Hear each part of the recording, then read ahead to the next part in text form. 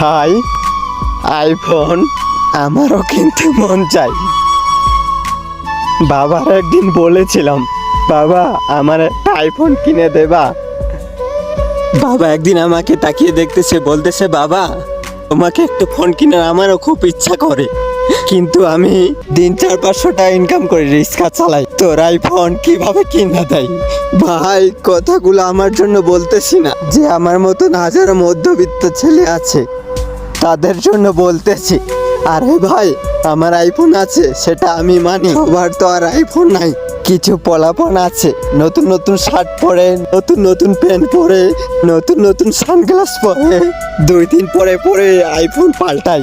তাদেরকে উদ্দেশ্য করে বলতেছি, ভাই আমরা গরিব মানুষ ভাই, আমরা দিন আয় না দিন খাই ভাই, আমরা আইফোন কেমনে কিনবো ভাই? কারণ আমরা 3 বেলা তো খাইতে ঠিক মতো পারি না।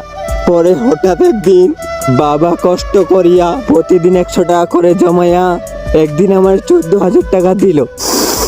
14,000 টাকা দেওয়ার পরে একটা আমি সিসেট কিনলাম। সিসেট কেনার পরে আমি ভিডিও শুরু করলাম। ভিডিও শুরু করিয়া এই যে ভিডিও দিতেছি আপনাদেরকে, হয়তো আপনারা ভাবেন যে আমি কথাগুলো বলি লাইক ভিউ পাওয়ার জন্য।